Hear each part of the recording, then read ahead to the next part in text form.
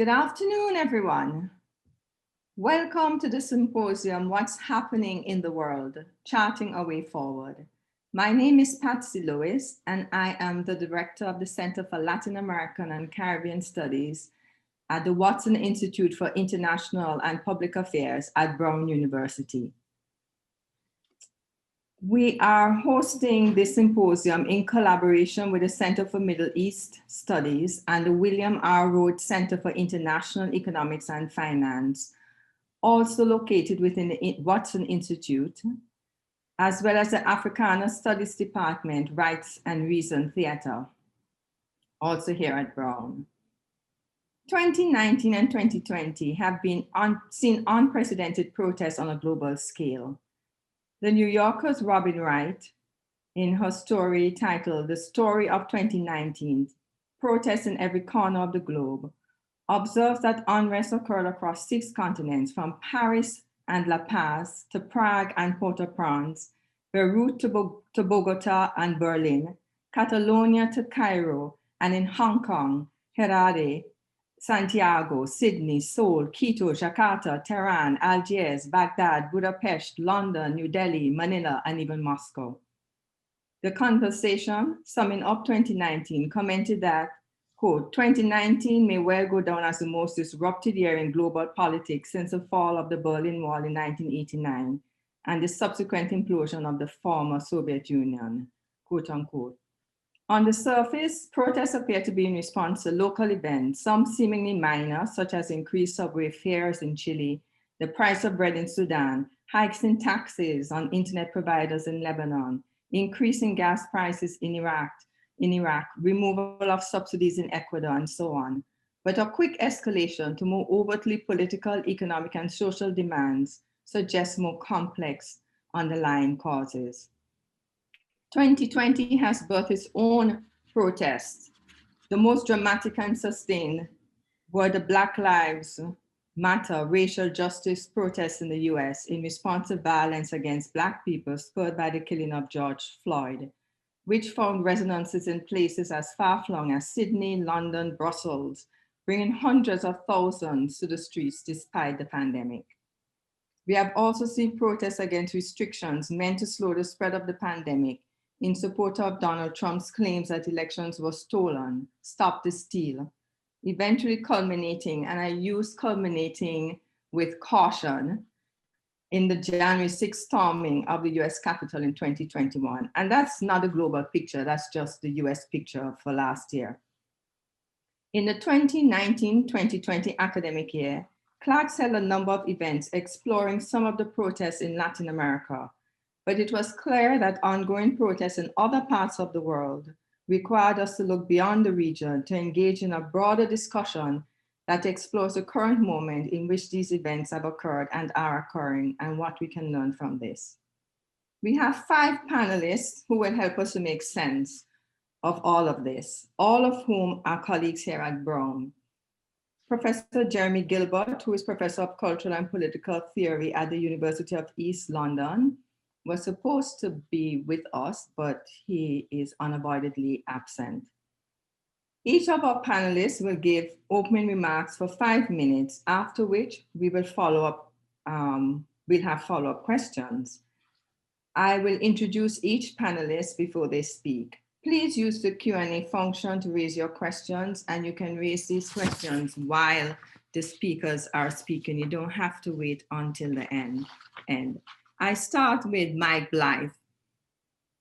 Mark Blyth is a William R. Rhodes 57 Professor of International Economics, Professor of Political Science and International and Public Affairs, and Director of the William R. Rhodes Center for International Economics and Finance. His areas of interest are international and comparative political economy, banks and finance, Europe, and monetary policy, and he's one of the co-hosts, the co-organizers of today's event. Mark. Thank you very much for that introduction and for the invitation to be with you today. The awesome responsibility of kicking off this conversation falls to me. So we're meant to chart a path forward, and I'm not sure that I'm going to do that because, like most political economists, I'm good at diagnosis, but where we go next is always a bit of a weak point. But nonetheless, if you want to get somewhere else, you have to understand why you're starting where you're starting. So I'm just going to show one slide and talk for about 3 or 4 minutes about it. And it's about the United States. I figure since we're based here, we might as well start here before we globalize the conversation. So let me get to this now. And full screen it. Here we go. Okay. So if you have a look, here's a couple of things I wonder about, I think about all the time to be more accurate. The top diagram that you see here is Labour's share of national income. And as you see, it peaked very early on in the 1950s, the height of the sort of the golden age of 65% of national income. Now, what does that mean? It basically means that most people in the labour market, the vast majority of them, do not get their money from capital, they get it from wages, right? So this is basically total compensation share of gross value added, as it's called. And you can see that basically it holds up reasonably well until the 70s. And then it begins a bit of a decline. And then there's a very sharp decline in the 2000s. And what that means is reciprocally is that the share going to capital owners has gone up by how much it has gone down on labour. And that's basically 10% of national income, which is a huge swing. The second one is what happens if you look at real hourly wages. You adjust for inflation, and you basically do this by hourly wages of blue-collar workers. That's up to the 50th percentile in the United States, more or less, divided by the consumer price index. And what you see is that real purchasing power for blue-collar workers peaks about 1973. Then there's a dip, and then it rises to 1980, and then there's a very long secular decline until the 2000s, when it begins to pick up again. So real wages have been growing.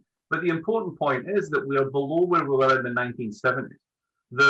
Up to the 50th percentile, Americans have the same purchasing power of the 1970s, but they're faced with the costs of the 2000s, which are radically different. And I think that that is important. Now, here's a few other facts to add into the mix, just to get us started. 63 million of the 130 million people in the US labor market earn less than $20 an hour. That's actually kind of shocking when you think about it, that basically the majority of workers are on 20 bucks an hour or less. It's not clear to me how one maintains social mobility, intergenerational transfers of wealth, going to college, the American dream in any sense on 20 bucks an hour or less, yet that is what we expect the majority of workers to do. Second thing is, there's a study by the Rand Corporation, not exactly a lefty think tank if anyone knows them, based in California, originally Cold War analysts from a rather conservative perspective. They recently did a study that looked at tax changes since 1980 and did a counterfactual where they said if we didn't change taxes in the way that we did, what would have happened? And they came up with an incredible number that since these tax changes took place in the 1980s, we've managed to distribute up from the bottom 90% to the top 10%, the astonishing figure of $47 trillion. When you divide this up, by the way, that's twice US national income, the size of the economy over 40 years been transferred up. When you do this, they estimate that your average American worker, if you hadn't done those changes, would be better off by $16,000 a year. Just let that sink in for a minute. $16,000 a year better off. The third one, after this, is that decline in the labour share that you see in the top graph over there is equivalent to an additional $3,000 a year pay cut per worker. And all of this has been accompanied by a rise in precarious labour and related stressors. So I start there because I look at the general research on populism and the things that we're concerned about. And someone who does really good work on this is a German economist in his team, Beshara Doumani. And they basically say, when is it that you get right-wing populist reactions that threaten democracy? And their answer is in the aftermath of financial crisis, when most of the costs of adjustment go on the bottom end of the income distribution. And that's pretty much what we've been doing. And that's pretty much what you see, particularly up in these figures. What else do they know? They notice the counterfactual that when you have rising real wage growth that's sustained over time, then you tend to not have these types of right-wing populist reactions. In fact, they're pretty much conspicuous by their absence. So there's not the whole story, but a large part of the story about why we have these protests, and Patsy noted this in the introductory comments, is that a lot of it has to do with the fact that people are very, very squeezed in terms of the costs they can afford, and even small costs can basically trigger very large reactions. And that is down to the fact that basically a lot of the growth that we've seen in the economy over the past 30 years has not benefited the average worker. And whether that's seen in France in the yellow jackets, whether that's seen in the Chilean subway protests around the world, it's not the only factor, but it is a common factor. And it's one that I think is a good place to start when thinking about this. So I will stop talking at this point. Thank you, Mark. I'll go right on to introducing Leila Lennon, who is an associate professor in Portuguese and Brazilian studies. Her work focuses on Latin American literature and social justice, and she's also chair of the Portuguese and Brazilian Studies Department here at Brown. Thank you, Patsy, and thank you, Mark. Thank you for inviting me to this event. So I'm coming to this from a slightly different perspective, more from the literary and cultural studies realm. But I wanted to just give a little bit of a rundown what I'm going to be talking about, which is the rise of populism and authoritarian populism in Brazil. And as I was preparing for this presentation, I was looking at headlines and news pieces to see, okay, what are the major headlines that point in this direction? And I was a little bit disheartened because there are just way too many of them, I think. I think that we can trace the rise of the neo-authoritarian or neo-populist, and I think those two terms do overlap in Brazil's case at the moment, rise to, some people trace it to 2013 when we have these massive protests in Brazilian cities against the rise of public transportation fares. But I think more recently, we can also trace it back to Dilma Rousseff's impeachment. And I'm going to try to share my screen here with these, and you'll see two images on the screen.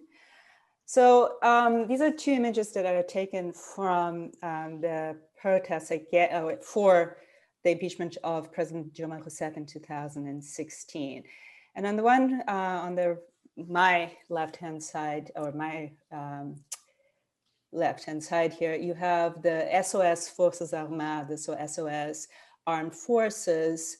And then on the right-hand side, you have this white couple with the Black or Afro-descendant domestic help, And I think that these two images encapsulate a little bit the motivations behind Brazil's right-wing turn, especially since 2016. So on the one hand, you have an authoritarian substratum that is present in Brazilian society, rearing its head yet again. It had been quiet since '85, when Brazil transitioned to democracy after a lengthy period of military dictatorship.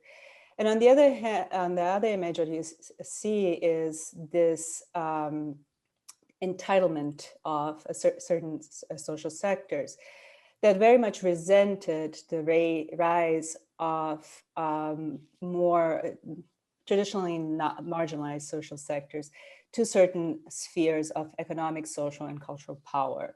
So you have, since the 2000s, a steady ascension of lower middle class, people into the lower middle class, Afro-descendants getting into public universities, which were the hallowed spaces of Brazil's upper and middle classes, etc.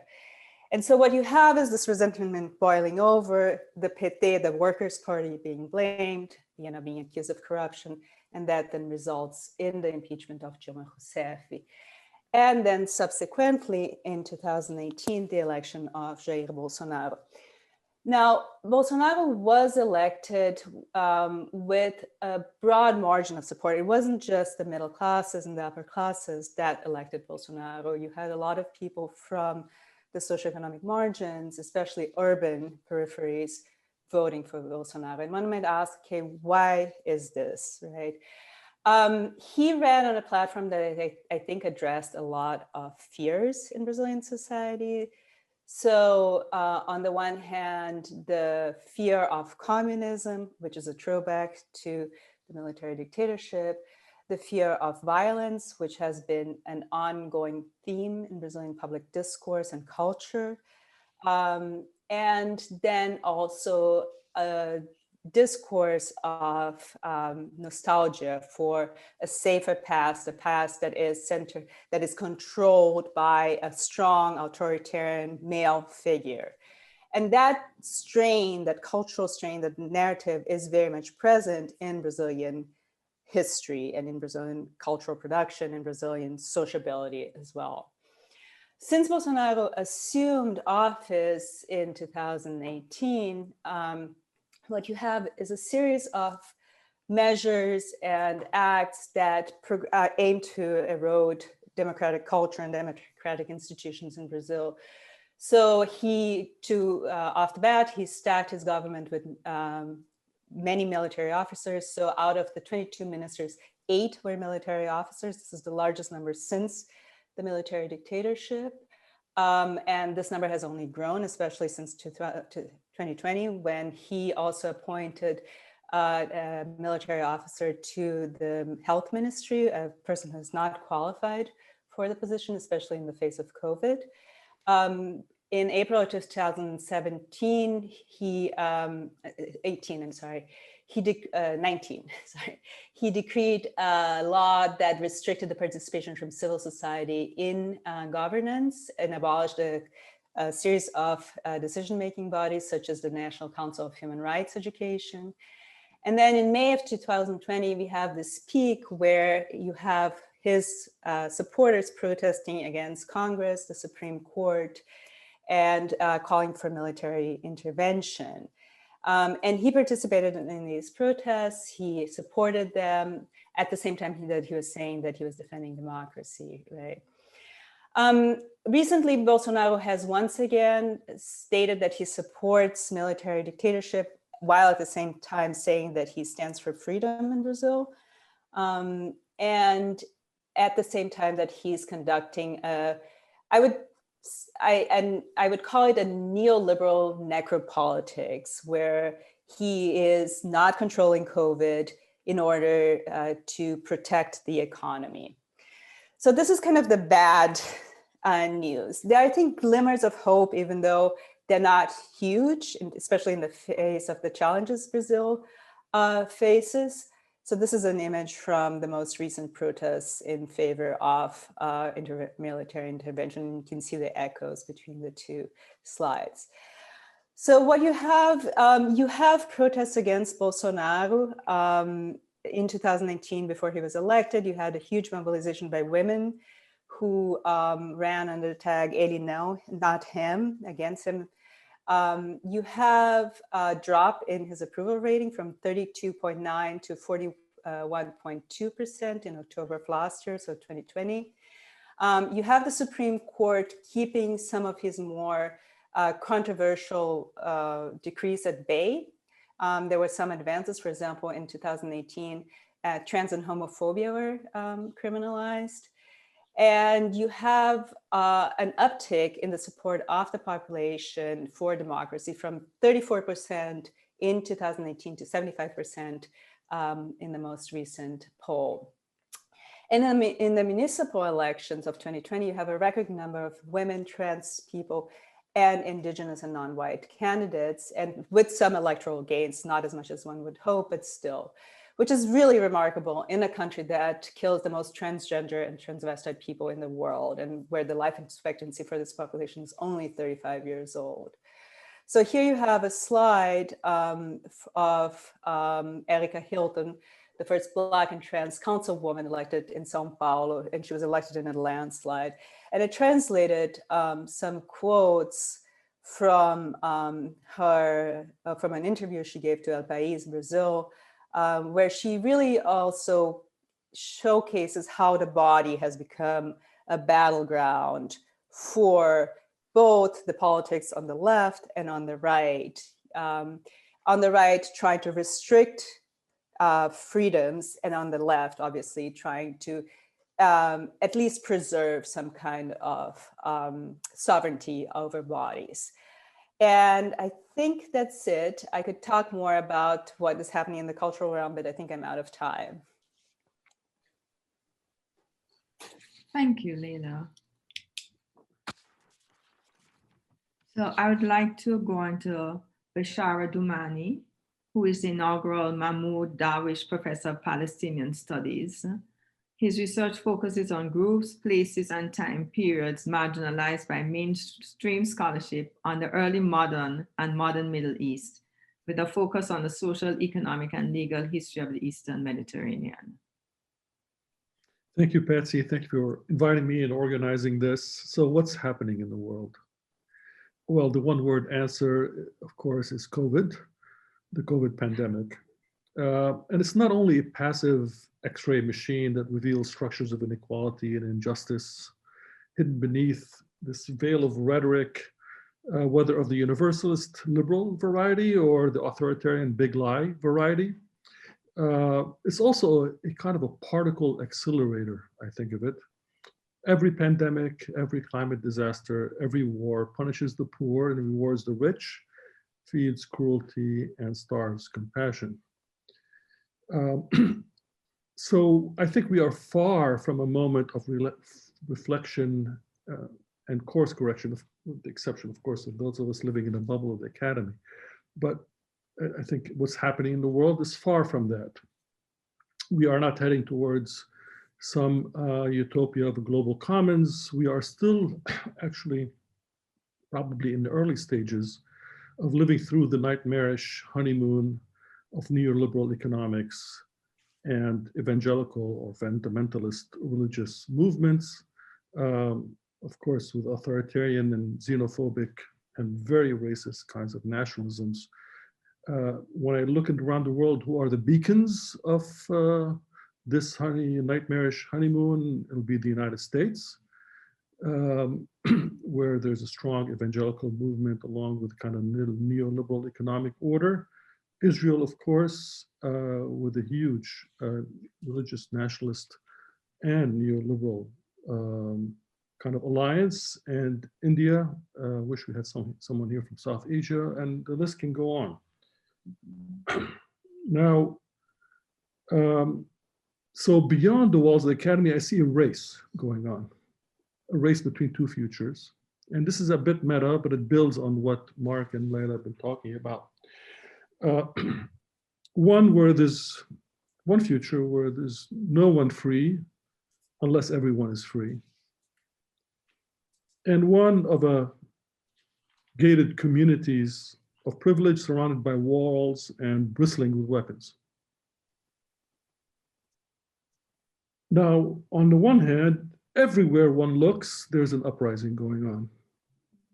A swell of humanity rising in public places, more often than not organized and led by women, and by marginalized people, and by generation far younger than myself. Or we can see the memory of a recent uprising, or the telltale signs of an impending one. It seems to be a very fluid present and recent past, I would say over the last 15 years, of the promise that someday we'll break through the dikes and begin a long and painful process of a good future. But for now, each challenge that these uprisings present to the powers that be, especially these authoritarian regimes, the more strong and the more rooted these regimes seem to become. They're like being vaccinated in many ways. That is, in other words, the other future, the future not to the race, to the mountaintop, but really to the bottom. No norms, no rules, no prisoners. So when it comes to the Middle East, it's hardly exceptional to this global picture that I just drew. In fact, the two major icons of the race to the mountain, race to the bottom are Israel and the Palestinians in many ways. Israel is super gated community of ethnic and religious nationalism, bristling with weapons and hiding behind walls. Whereas the Palestinians see no path to a future unless everyone sees a path to the future. They're too weak to help themselves justify themselves. And of course, truth be told, it's not going very well for the Palestinians, is it? So the race to the bottom, I think, has more momentum and of course, more power. I see in the Middle East a few other things very quickly that I think make it a bit like the canary in the mine of the global condition. One is, of course, that of imploding states with Somalia, Libya, Syria, Lebanon, Iraq, and others. I see great rivers of people disenfranchised and forcibly displaced. Everybody knows about the great wave of Syrian refugees, but we're talking about a world in which there's almost 100 million forcibly displaced and many more internally displaced. We see a flow of humanity heading towards Europe in the mid-teens of the 2000s, but that really hides many tributaries flowing into that area, especially the Mediterranean, all the way from Central Asia and Afghanistan, for example, to sub-Saharan Africa. I see incarcerated populations living in vast open air prisons. We think about the Uyghurs. I think about the people of Gaza. I see the full power of climate change and of disposable populations. If we look at Gaza again, the water table is now getting to a point where it will be too polluted to drink from, where they really have no control over electricity or even food imports, where their lives are measured by the calorie. And I see in Yemen, the world's major human disaster, which hardly gets any press at all, both in terms of climate change, but also in terms of the unleashing of the power of those who would race to the bottom, taking no prisoners, in this particular case, literally dismembering the body of Jamal Khashoggi, who even dared to think critically about the regime. That is the future that is being held to others. At the same time, I should say, I see family, I see friends, I see comrades right here on the screen with me, and I love strangers. I am a xenophile in that sense. There's a line in a movie that says, and although I don't know you and have never met you, but I love you with all my heart. And I think that speaks of a certain generation of which I have the privilege of coming to a certain part of, maybe near the end. I don't want to wax you nostalgic about the 50s and the 60s and the 70s world of international solidarity and faith in some sort of a universal global movement of justice and liberation. We're not there. And that's not coming back. But everywhere I look are wonderful people with brilliant projects and liberatory dreams. Everywhere I go and every place I see, I also see small groups of people lighting small fires all over the globe. I don't know how and if they can be interconnected to help the race to the top of the mountain succeed. But that is what I see coming in the distant horizons. And I really hope that our children will actually experience that world and not be swept without mercy into the race to the bottom.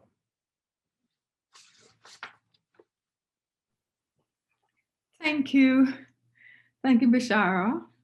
And thanks for ending on that hopeful note. I would like to introduce our final panelist, Bran Meeks. Bran Meeks is forgot me. You forgot sorry, me. Nadja. Oh my gosh. It's okay. I'm sorry. Okay. Sorry, my computer seems to be malfunctioning, so I think I'm rushing in case it collapses altogether. I'd like to introduce Nadje Al-Ali. who is director of the Center for Middle East Studies and professor of anthropology of Middle East Studies at Brown University, and one of our co-organizers of this event.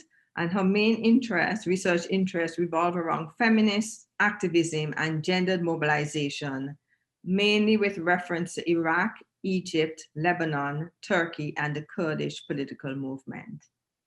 Professor Al-Ali. Yeah, thank you, Patsy. So I'm going to follow up on Laila's reflections in terms of the significance of body politics, but also Beshara's attempt to de-exceptionalize the Middle East. I'm going to share my screen here.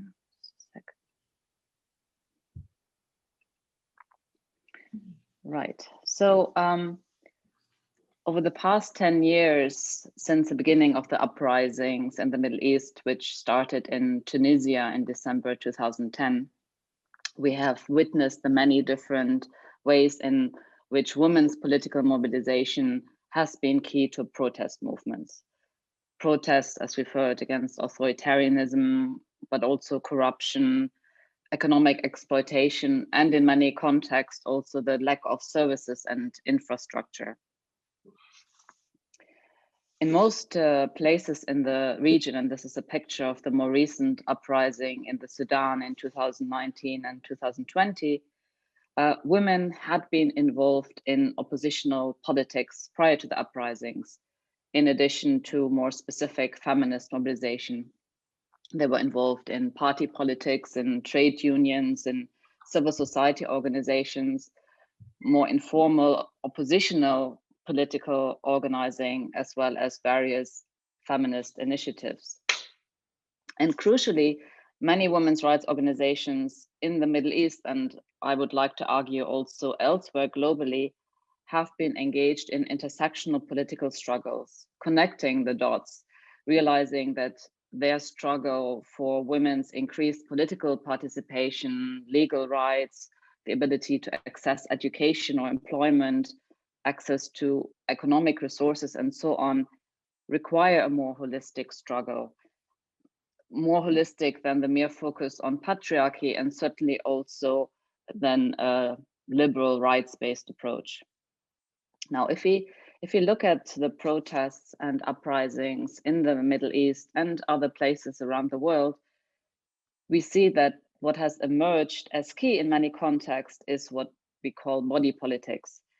Here, for example, you see women protesting in Cairo in 2011 after the army brutally attacked a female protester, and that image circulated in the Egyptian media and globally, and it mobilized many women, tens of thousands of women, in fact, many of whom who had not been politically active, and it cut across generations, it cut across social classes, religious, secular, and different political orientations. Now, body politics is often used in relation to the mobilization activism around bodily integrity and challenges to heteronormativity, and Laila already spoke to that. Here, a picture of women protesting against the Turkish government, specifically the Turkish government's threat to limit the right of abortion, and that was in 2012. Now, of course, more recently in March 2020 in Argentina, and that was the day after International Women's Day, which is next week, by the way, next week, Monday, 8th of March, we saw women taking part in a women's strike to demand the legalization of abortion, gender equality, and the end of violence against women. Now, whether in Turkey or Argentina, and here this image is, of course, women protesting against gender-based violence in Chile with the song Un Violador en tu Camino that has gone viral around the world. Women's mobilization against gender-based and sexual violence and struggles for their reproductive and sexual rights have increasingly been tied up with wider political struggles against undemocratic, authoritarian, right-wing politics and political structures. However, body politics also refers to the practices and policies through which powers of society and the state regulate the human body. globally, right-wing movements, whether religious or secular, are trying to control women's bodies and sexualities and reinforce patriarchal heteronormativity. And it's not a coincidence that in the violent backlashes against the protest, there has been a targeting often of women's bodies. But I think it's very important to stress that it's not just, I mean, when you think about the centrality of body politics, it's not only articulated through the bodies of women, but also through the bodies of men, more specifically man's sexuality, and also people who do not conform to gender binaries. Heteronormativity, if you look historically and globally, has been central to militarism and authoritarianism. And as I said, it's been very much part of the backlash against the radical social and political transformation demanded by people all over. And the targeting and arrests of gay men and transgender people has been a sad feature of authoritarian governments trying to hold on to power, not only in the Middle East. Historically and cross-culturally, mass protests and uprisings have often opened up spaces for women and, to some more limited extent, LGBTQ people whose bodies are temporarily accepted into the wider body politic that by and large is male and heteronormative. Only, when you look at the history, only to be told over and over again when the crowds start to disperse or to transform that their bodies need to be protected, shielded away from inappropriate spaces and interactions. Their bodies need to be controlled and returned to their rightful places. Yet importantly, men across the Middle East and other parts in the world have started to make the connection between patriarchy and political authoritarianism, often mediated through right-wing religious or secular political ideologies. And here I would say there is a source of hope. More and more men in the Middle East, particularly, are protesting with women against harassment and other forms of gender-based violence and injustices. It is heartening to see the large number of men of different generations in solidarity, although it seems that young men seem to be particularly involved in anti-harassment campaigns.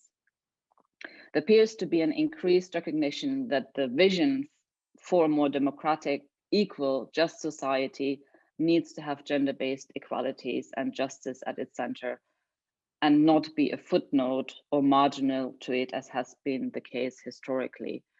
And I'm finishing the slide is of the recent protest movement in Iraq, where women were involved, and aside from protesting the authoritarian regime and sectarianism and corruption, they were there very much to say, we just want to live, let us breathe, let us live. Unfortunately, and I here want to link to link to what Beshara was saying, of course, we also have seen, unfortunately, that the impact of COVID-19 has affected women and LGBTQ people, as well as other marginalized people, disproportionately. And I'm going to finish on this note. Oops. Thank you, Nadja. And now to our final presenter. Brian Meeks is professor and chair of Africana Studies at Brown University. His work focuses on radical movements, revolution, social and political change. Thanks, Patsy. And thanks, Mark and Nadja, for helping to organize this. And to all of you, my fellow panelists, Leila, Beshara, and Mark and Nadja, for really doing my work for me. I could really sit back and critique what you have said and not bother to present my own paper. And not much critique either, because I agree with mostly everything that has been said. I disagree with nothing that has been said, in fact. Nonetheless, let me just put a couple points on the table. When Patsy, myself, and Shazad Bashir first imagined this panel back in 2019, we were awed at the scale of and breadth and persistence of the demonstrations that have been taking place globally back in 2019. Chile, Sudan, Hong Kong, Lebanon, in the Caribbean, where I'm from, Haiti and Puerto Rico. But then 2020 came, and we saw the effects and the scale of these demonstrations attain a different level with the George Floyd initiated global Black Lives Matter demonstrations. The question we ask is, what is this? What in effect the hell is going on here? And our attempt was at least to put on the table to try to understand what the phenomenon was that had seen this obvious and huge uptick in demonstrations and in protests on a global scale. To sort of contextualize it, I found that the Carnegie Trust Global Protest Tracker was a useful starting place to talk about the moment that we are in. Carnegie have done quite a bit of work in trying to track what has been happening since 2017. And they identify over 230 major anti-government protests worldwide since 2017. Of course, on the micro scale, we could talk about thousands, what major anti-government protests. These occurred in more than 110 countries. 78% of what they described as authoritarian or authoritarian-leaning countries, and of course we may want to debate with Carnegie's definition of that, have faced significant protests. And they also indicated that 25 protests are directly related to the period of the coronavirus pandemic. Did I say academic? Pandemic. The vast majority of protests have been either economic or inequality-based, supporting Mark's initial comments about the inequalities, the inequalities that have been opening up in the past decade, or against political corruption. With notably in 2020, of course, significant protests under the rubric of Black Lives Matter or similar slogans such as marches for justice. To refer more specifically to the BLM protests, Black Lives Matter protests, the sheer scale and persistence over the summer of 2020 in the US was unprecedented. Described by Putnam et al. In an important article in the Washington Post, they were described as the broadest in US history. And of course, these jumped the boundaries of the US and were worldwide.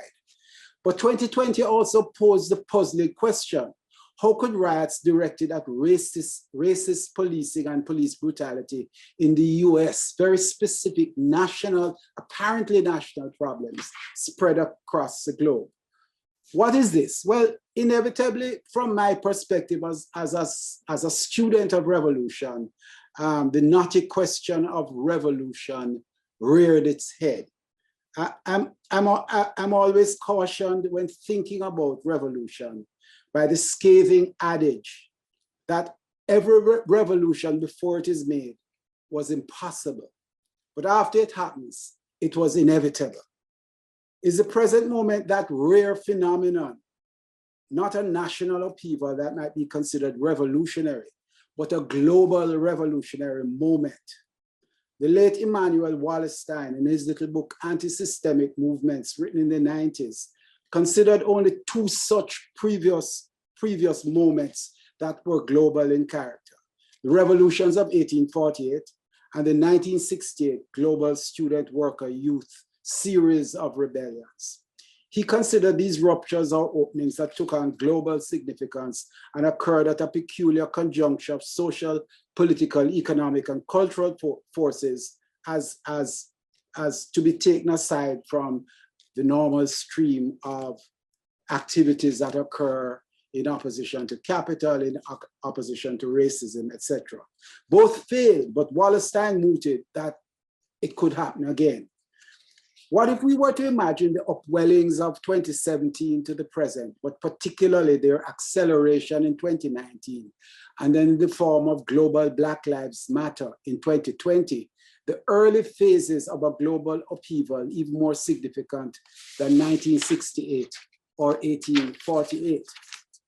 If we are to think about the dynamics of revolutionary moments, then it would not be unwarranted to remember Lenin and his extraordinary role in the Russian Revolution, and his famous argument that revolutionary moments occur not only when the subordinate classes are unwilling to continue being ruled in the old way, but critically, when the dominant classes can no longer rule in the old way.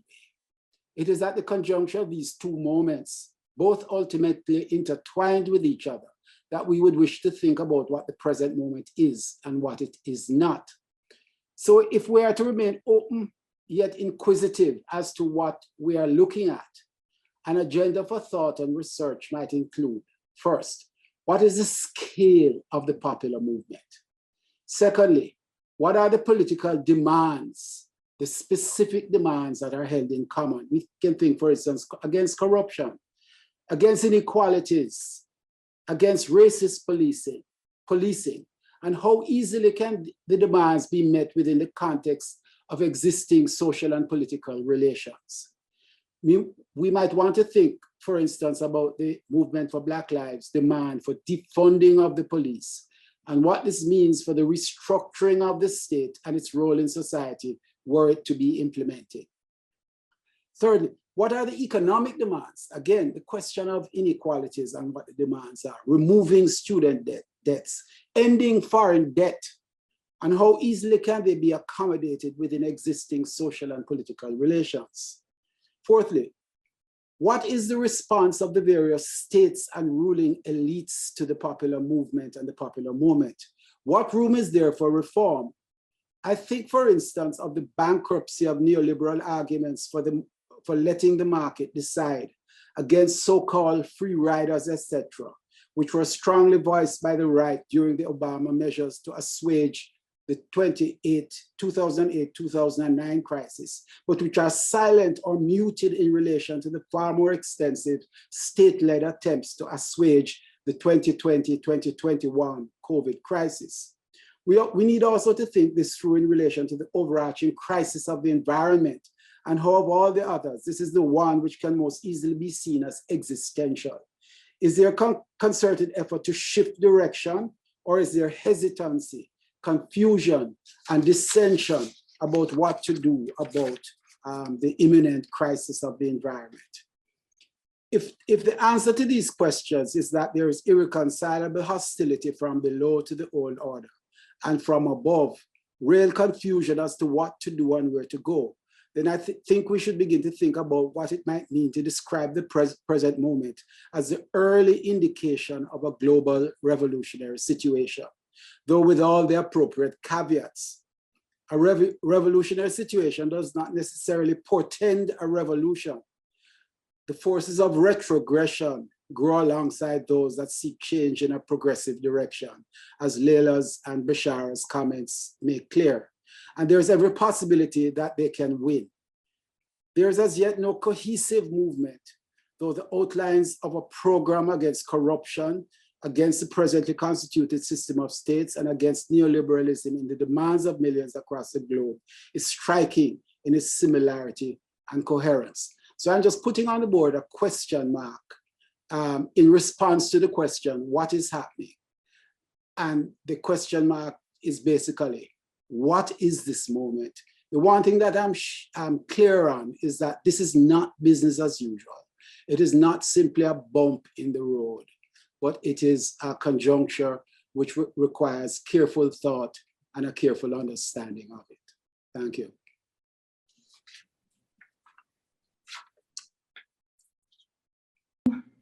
Okay, thank you for 5 fascinating presentations. Can you hear me? Okay. I am glad Brian ended on the note on which he did, because when you were talking, I kept going back to Mark and Leila's presentations, where their focus was on the rise of authoritarian leadership, the rise of right-wing populism. And I was wondering, well, how does this fit with the revolutionary moment that you think we might be in? Because there seems to be revolution and counter-revolution trends, revolutionary trends happening at the same time. Of course, I'm presuming to assume what is revolutionary and what is counter-revolutionary, but there are obviously very different trends, you know, different demands that are being made. And to come back to the question of gender, women have been at the forefront of the Black Lives Matter movement. Nadje has made a convincing case about their role in popular protests in the Middle East. We know that women in certain countries in Latin America, especially Chile, are very mobilized for political change. But we also know that in the far-right movement, women are very much engaged as well. So how do we bring all of this together? How do we see these different trends operating? We haven't really discussed, you mentioned, but to what extent can we take account of race as something both intersecting with economic marginalization, but also bring its own quality to the discussion? How do we think about global politics and power when right in the US, which is supposed to be the global leader and trendsetter, authoritarian trends were very much in play in the last administration, and we see that in people's willingness to take over the government. So I'm trying to think, what sense do you make of all of what appear to be conflicting trends? And can we all say that the economy and inequality is at the heart of it? Is it that people are also dissatisfied with the political systems that exist as, being not robust enough to accommodate different demands? I'm just throwing that out to you. Mark has to leave at 1 o'clock, so maybe Mark can comment first. So I'll get thrown out first for this one. All of the above. Why choose, right? Let's do all of the above. A little plug for an event I'm doing tomorrow. I have Albena Asmanova coming to give a talk. She's a political theorist and has this wonderful book on sort of precariety and capitalism. And I think that she addresses this in a really interesting and unusual way. And she points out something about the current moment. That what begins with "we are the 99%," what begins with the Tea Party, what begins with movements which in and of themselves are potentially revolutionary, becomes ultimately a focus on inequality and can you tax the rich. This is not transformation. This is basically redistribution within one model. And the really interesting question is, why is this? So even when you look at the potentially revolutionary movements, if we think of the Indignados in Spain, which became the basis for Podemos, which is now an established political party, one of their chief mobilizing slogans was, "We are not against the system is against us," which, if you think about it, is a very unrevolutionary stance. So I think that what's going on is that, and this is why she focused on what really matters is even not perhaps the sort of the brute factor of inequality, is the fact that it has become incredibly fragilizing of the ability of people to live their lives, that their lives have become much more precarious, that the uncertainty that they face in their lives has increased. The risks that they are exposed to are not being compensated for by either firms or by governments in the way that they used to be. And the reaction to this, whilst potentially revolutionary, in her reading, and I think it's a very compelling reading, and if you come tomorrow to the event, you can ask her about this, is that really this is about solving that problem of precariousness and uncertainty. And if you do that, then people are not really up for changing the system so much as basically changing it in such a way that it no longer generates these uncertainties for the majority of people. That really seems to be where the ambition is. And if you then look at populism in all of its guises in that way, it is essentially a way of saying that the current political system does not address these demands, however they are articulated, that these institutions are seen as corrupt, they are elite serving, they do not address us as citizens, they treat us as some kind of exotic social problem to be managed. And in a sense, there's a demand for both recognition that comes out of this, and then also a demand for stability, a demand for basically the capacity to lead a more certain life. And I think that to bring all this together, and perhaps because I'm just finished reading her book, But I think that is a very interesting way of thinking about the current moment. So I actually do have to leave at 1, so I'm going to have to sign off in a minute. So I do apologize, but thank you for the invitation to be part of the conversation. And thank you, Mark, for being here and sharing your insights. Who would like to go next? Nadje? Yeah, just so as I was listening to everyone and also to your comments, Patsy, so one of the things, I mean, Beshara and myself, we have been involved in this attempt, as many of our colleagues, to de-exceptionalize the Middle East. And I mean, one of the things that seems to be quite obvious now is that the old ways of categorizing the world just doesn't hold anymore.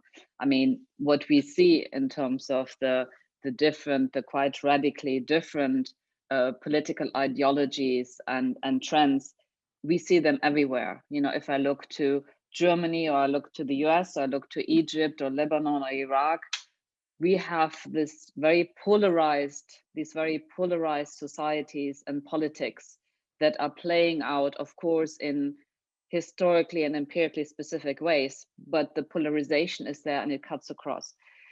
Now, just from I guess from a feminist gender perspective, I guess the problem, I think, is that often what we think of generally as a progressive bunch, the revolutionary, progressive, challenging authoritarianism, when it comes to gender and sexuality, it's very precarious, because the same group of people that you might feel part of, and you're sharing a goal, whether it's getting rid of a president or challenging corruption, might actually turn against you. And so the sort of precarity of what is the crowd, what is the supposedly progressive, unifying political context is not as stable as the kind of just dichotomy between progressive and regressive. And finally, I'd like to say that I think a missing element in the discussion is the political mobilization on the virtual political mobilization, social media, because I think many of the things in terms of the new moment are also linked to this new medium. And of course, the medium that can be instrumentalized and is being used by both progressive and by right-wing forces, but that, sort of in a way is pushing people or allows people more to be in bubbles. And of course, the whole, the big difference between when I started to work as an academic and now is that in the past, I felt there was something, however vague, called the truth. And of course, however much I recognize positionality of knowledge, there were sort of facts. And that's kind of has gone out of the window. I mean, the sort of rationality, logic. And I would say that is another element. And so I would be cautious, although I very much believe in the significance and centrality of political economy. I think there are other things going on in terms of identity, ideology, sense of belonging, fear of the other. I mean, the whole, like in Europe, the whole backlash against refugees and asylum seekers, which has sort of also contributed to the growth of right-wing movements. And I'm going to stop here. I think she might have computer problems. Why don't you just? Okay. Well, okay, I'll say something very quickly. Wow, it's nice. I like the fact that all these talks were layered on top of each other and just revealing a larger and larger picture. And Brian really, I think, wrapped it up beautifully. Let me just address what he talked about, sort of Lenin's insight. As we know that for Lenin, that is, it wasn't just a matter of theory of capitalism, but it was about how one can become the vanguard of a revolutionary moment. And to have this insight about people refusing to be ruled the same way, and rulers really being confused and running out of options on how to rule, presents an opportunity. And I really do believe that this is true in this particular juncture. So thank you for that insight. I think that both disciplinary power in the Foucauldian sense of this micropolitics of daily kind of reproduction of hierarchies and in unequal power relations is failing, is falling apart, as well as a kind of a naked power of extreme in-your-face violence is also not paying strong political dividends anymore. So I think there is a clear recognition among a lot of people that the powers that be are not as effectively ruling as they were before. At the same time, I really do take the point raised by Mark earlier, that for a lot of people who are going out on the streets, they're grasping for the familiar, for what was true, for normalization, for stability, for a return of the welfare state, for example, a kind of kinder, gentler capitalism, or a return to kind of a heteronormative political and social culture in which, you know, there were certainties of certain kinds. And Myanmar comes to mind. I mean, right now it's being recognized as a place where there is yet another uprising in which people are paying with their lives every day against a military coup and a military dictatorship, and that is to be commended. But of course, this is the same place that has carried on a genocidal policy, really against part of the population, with the Rohingyas, and they're calling for reinstallment of a person who was okay with those policies to a certain extent. So I don't think there is a one homogeneous kind of world global opposition of any kind. I think when people are seizing that moment of refusing to be ruled and ruler unable to rule effectively, all sorts of people are coming out in the streets with conflicting agendas, united only by their opposition to some symbol of repression and corruption, but not really agreed on much else. And which I suppose means there's a lot of hard work yet to be done.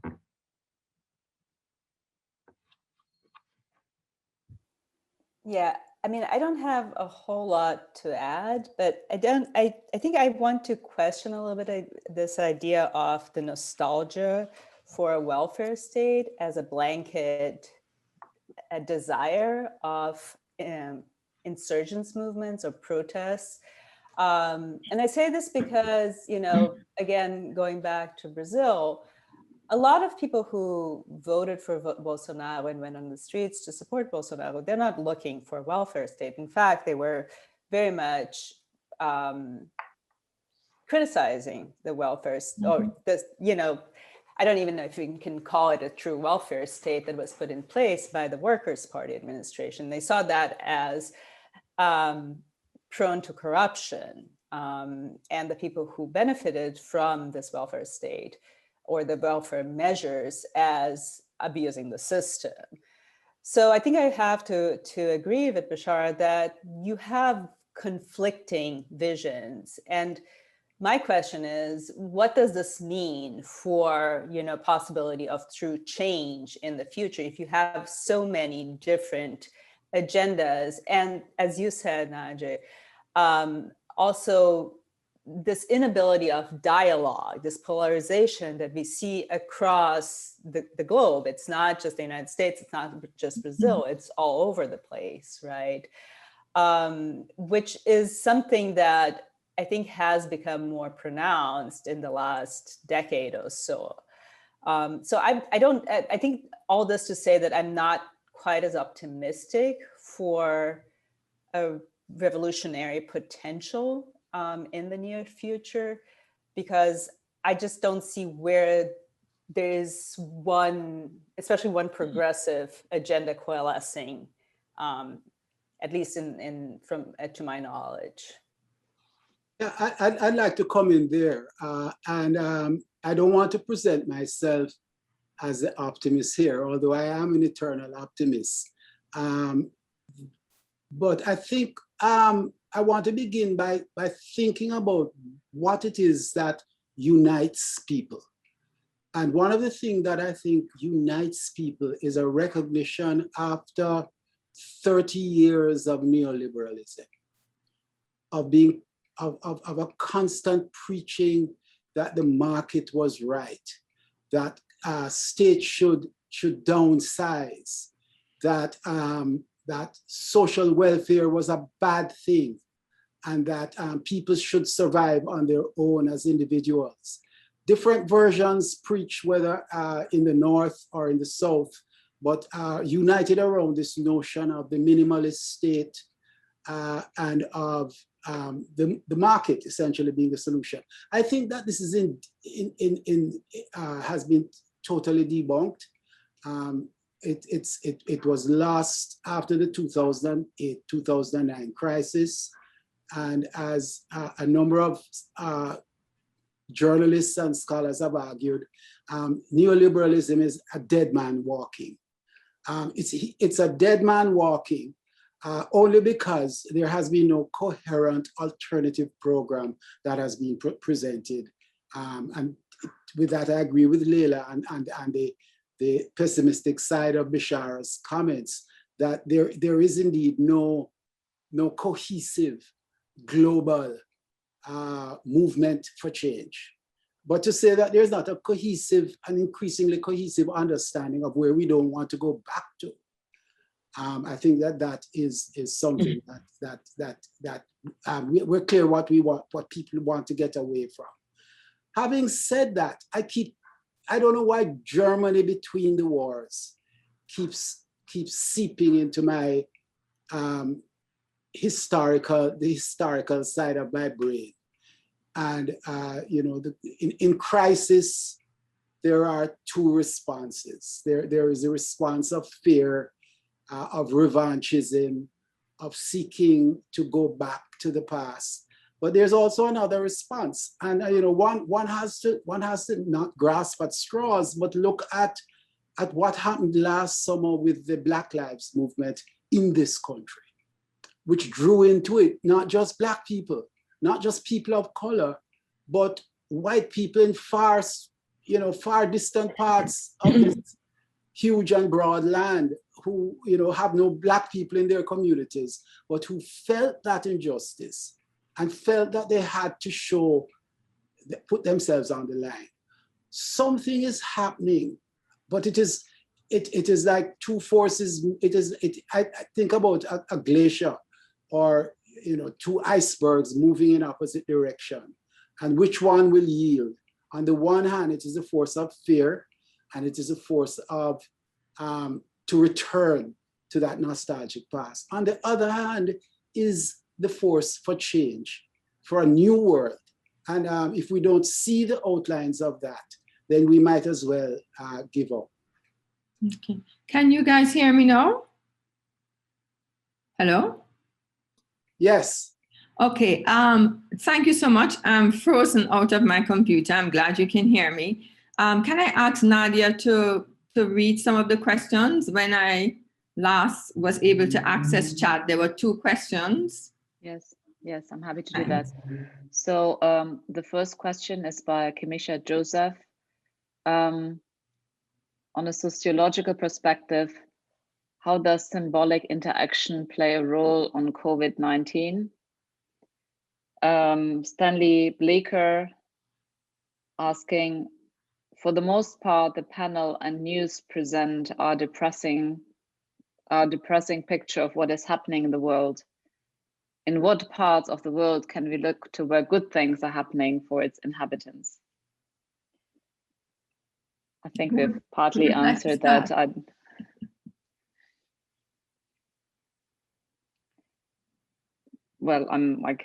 think we've partly answered that by saying that everywhere in the world, to put it very simply, there are bad things happening, and everywhere in the world, there are good things happening.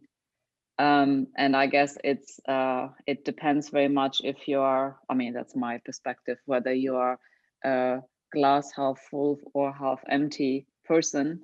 And also, I guess it depends where you are in terms of your, political affiliations. But I guess so in terms of my specific interest, I mean, it is a good thing, I think, that women and LGBTQ people everywhere in the world are not just mobilized politically, but that they understand their struggle linked to gender-based justice and equality, and also the struggle in terms of challenging heteronormativity, that they don't see it in a sort of myopic way, but they see it as linked to wider political struggles and making the dots. So, for instance, the feminist and queer activists in Lebanon are at the forefront of being in solidarity with domestic migrant workers that are being exploited, or are at the forefront of trying to challenge the very dehumanizing policies towards refugees and displaced people, right? In many countries around the world, feminists and LGBTQ people are at the forefront of challenging authoritarianism and militarism. I think, it's a case in Brazil, it's a case in Egypt, it's in many countries. So that's a good thing. I also think it's a good thing, as I said, that more and more men start to realize, oops, this is maybe something I need to pay attention to. If I want to have a better future, if I want to have a more just, equal society, maybe gender-based justice and equality is part of that, and it's not just a afterthought. So that is good. But I think, I think we also have to resist this attempt to romanticize protest and to romanticize hope. I mean, I feel that sometimes, we need to of course we need to have hope, but I think it's sort of good to have a balance and talking about both the bad and the good things. Would anybody like to jump in? Can I just, are you still hearing me? Yeah. I think I like, Nadje, that you have pointed to within protests and movements, the positive elements that are happening there. So we may not be able to look at a place in the world, but you can find positive things in this moment. And I would like to point out the role of young people and the fact that they're more likely to support, to be against gender normativity and to support marginal people. They're more likely to be anti-racist. They're more likely, increasingly, they're becoming more politically involved. And I think that that's a positive thing, certainly if you look at the United States.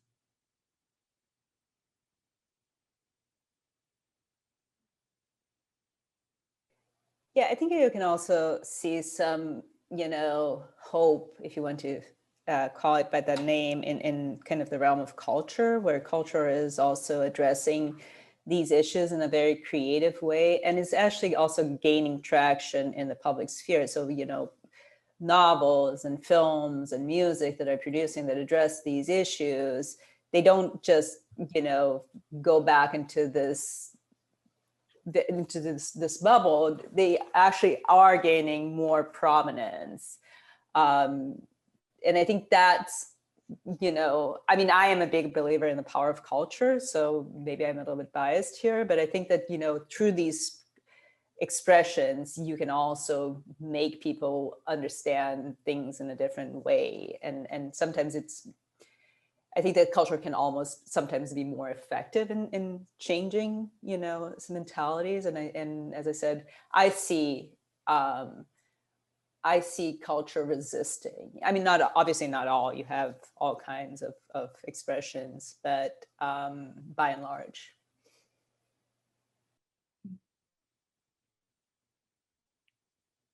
Thanks. Would Beshara and Brian like to jump in? Are we responding to the question on symbolism now, or can we head in that direction? There was somebody who had Sure, you question can. which Leila's point seemed to have almost incorporated by what you're saying in the very end there. And I think the question was, what is the role of symbolism in the present moment? And I think it's huge. It's huge. Nadje has made this point in terms of the symbolism of the body and its significance as almost representing itself and representing gender and representing a struggle for change. If you think about the question I come back to Black Lives Matter again, and I'm still trying to come to terms to understand how it is that demonstrations for George Floyd are taking place in places like Korea and Indonesia, places where you not intuitively expect there to be a strong enough sentiment against anti-Black racism, for this thing to get people into the streets, sometimes facing their own danger. And so I think the power of the media, particularly the power of the American media and its ubiquity,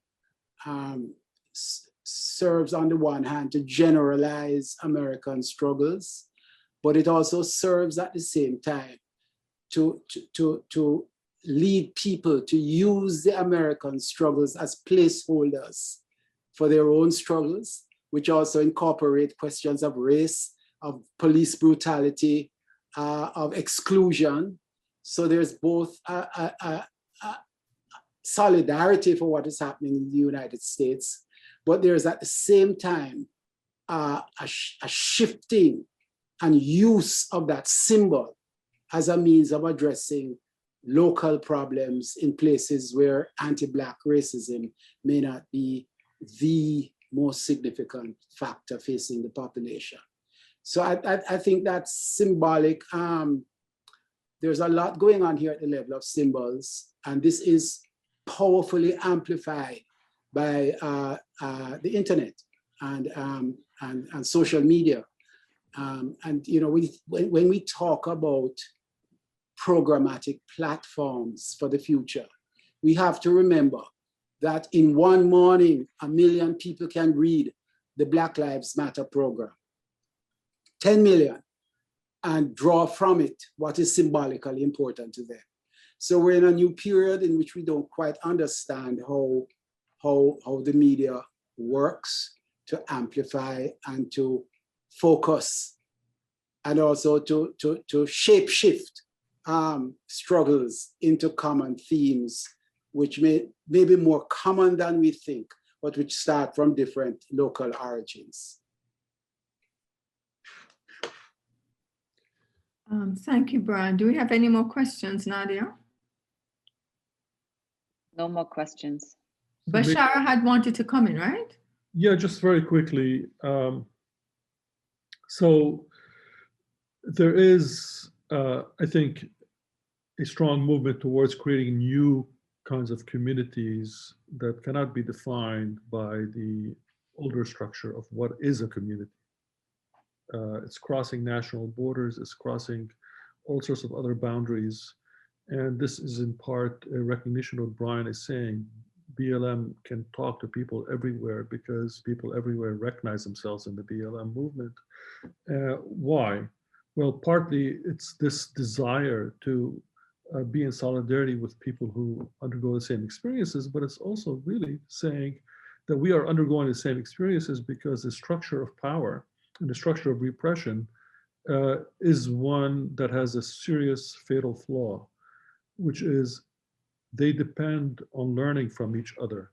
Police forces, militaries, intelligence services, torture techniques, ways of controlling people are things that states share and among themselves, and they train themselves in the same kind of ways in whatever they can in order to be more effective.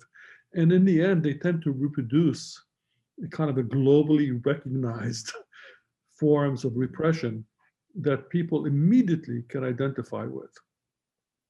And I think that's always been true, but it's been far more true now than it ever has been. So there is the sense that you need to create political communities that don't get trapped into the structures that learn from each other and how to repress. And that, I think, is related to the question of the need to create a new political vocabulary. And that's where the issue of culture and symbolism comes in. Of course, they've always played that role of pushing the envelope of the political imaginary. But I think there is a crisis now of a political vocabulary. The developmentalist kind of discourse that has dominated political science thinking since at least the 1950s is just run out of steam. And no matter what position you take within that discourse, it's run out of steam. And people are looking for a new political vocabulary. And simple sentence like "I can't breathe," I think can resonate across the globe as having a kind of a political power, a visceral emotional power.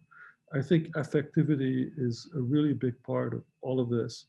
And I want to end by tipping the hat to Nadje on the issue of the body, and to Leila, because I think moving from a political national agenda of decolonization or anti-colonialism in the 50s and on, to a social agenda of race, class, gender in a way of the 60s, 70s, 80s is moving now towards an agenda about the body in many ways. This is the last realm of a kind of control that people have over their own body, which they see being violated really in so many different ways.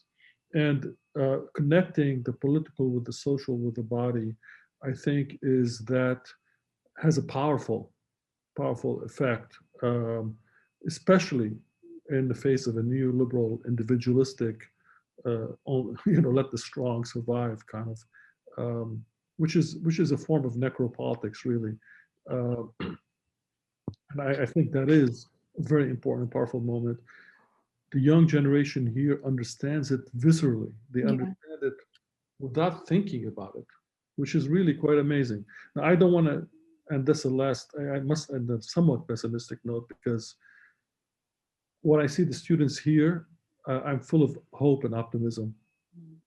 And all the bubbles I live in, but then they are bubbles. I look at, for example, surveys done among youth in Israel. Jewish Israeli youth become more and more right-wing and less tolerant. It's not a generational shift there of the kind that you see here, and I think you can see that in many other places as well. So it's not a clear picture across the board, but it's one I think that is really important for us to recognize. Patsy, there is a question. Okay. Yeah. I can read it. Can I just very quickly interject? I mean, also, I want to go back, Beshara, to what you were saying in your initial contribution. I mean, we're only starting to grasp, and we are not grasping yet, actually, the impact of the pandemic, which is not going to just go away with vaccination. We know that. And I mean, and another thing we haven't talked about, but I mean, I'm thinking about a lot, and I think anyone who has children or cares about the planet, you don't need to have children. I mean, climate change. I mean, it's even something, it's so big, and you know what is going on, that it's really very difficult to get our heads around. But let me just read out the question by Lorna L. Rayburn. Brian, based on your comments, can you comment on the danger of misunderstand racism in the Caribbean when we adopt the American concept of blackness? And what should be the role of the state and intellectual in this regard? Brian, would you like to answer that question? Unmute, Brian. One must at least forget to unmute once in a panel, or it's not a proper panel. You have to not mute. Anyway, yes, I don't necessarily know if I agree. Yes, there are different modalities of how race is manifest and expressed historically across the Americas. Brazil is different from the Caribbean. Places in the Caribbean are different from each other. Dominican Republic, for instance, and Haiti have different modalities of race, and so does the United States. But I think there are commonalities in race, which certainly in anti-Black racism, which span the area of the world where the plantation America, where New World slavery dominated.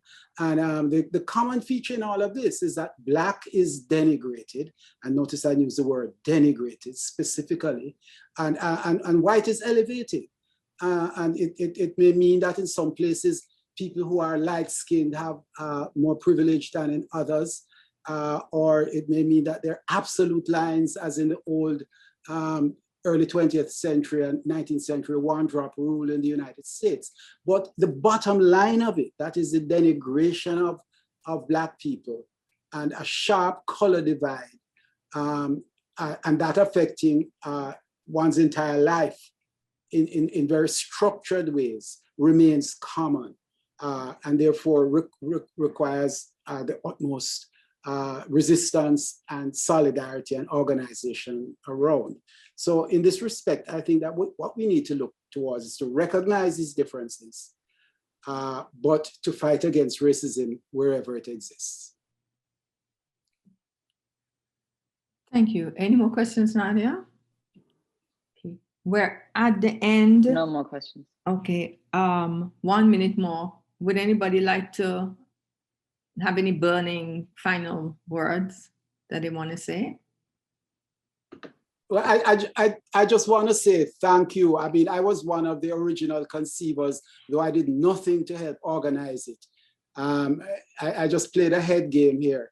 But I really enjoyed all the comments. And I think it was Beshara who said that they flowed one into the other. Somebody made that, I think you may have said it, Patsy, that they flowed one into the other. And it really added up. And the truth of the matter is that, you know, it would be great to continue this discussion and to hear colleagues whom I don't always hear from, or not in this manner, but in maybe in a more social manner.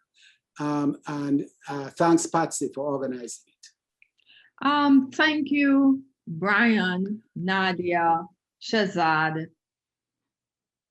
for Mark, for joining with CLACS to put this on together, and for Beshara, Nadia, and Brian participating. Thanks to Layla and all of you. Thanks to our audience for staying with us.